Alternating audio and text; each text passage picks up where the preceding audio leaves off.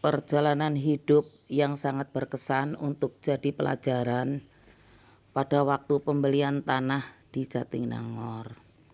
Peristiwa ini terjadi sekitar tahun 2007. Pada waktu itu saya menghadiri undangan pernikahan putra teman suami saya yang tinggal di Singapura. Beliau orang Singapura. Saya duduk satu meja dengan Ibu W, yaitu istri Bupati Kalimantan Timur. Ibu W berasal dari Jawa Barat. Keponakan beliau kuliah di Unpad. Dalam ngobrol-ngobrol, Ibu W ingin punya kos-kosan di dekat Unpad di Jatinangor. Beliau meminta saya untuk mencarikan tanah yang akan dibuat kos-kosan untuk investasi. Kalau tidak, ya kos-kosan yang mau dijual yang nantinya bisa diperbaiki. Saya menyanggupi untuk membantu mencarikan. Sebetulnya, saya belum tahu secara detail tentang daerah Jatinangor.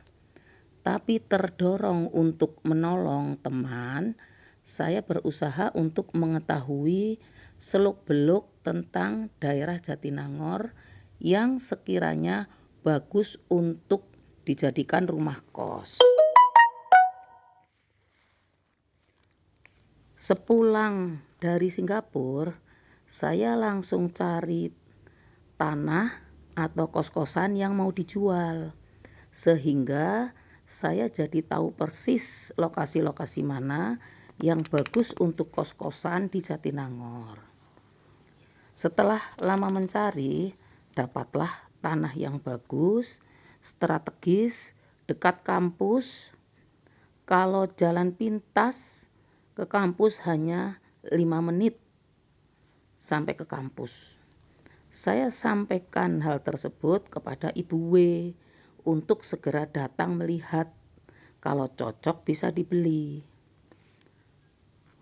Orang yang mau jual tanah tersebut maunya secepatnya karena akan untuk membangun kos-kosan lagi. Ternyata Ibu W tidak bisa datang karena banyak kesibukan. Dan waktunya juga tidak bisa ditentukan kapan mau datang. Akhirnya saya bilang sama suami untuk dibeli kita.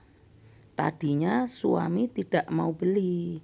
Mungkin tadinya kalau saya tidak mencarikan tanah untuk Ibu W, saya juga tidak akan mau punya tanah kos di Jatinangor.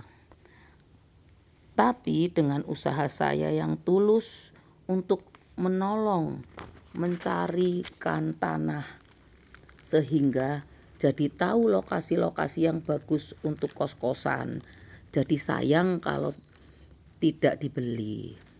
Akhirnya tanah tersebut jadi saya beli untuk selanjutnya dibangun untuk dijadikan kos-kosan putri di Jatinangor.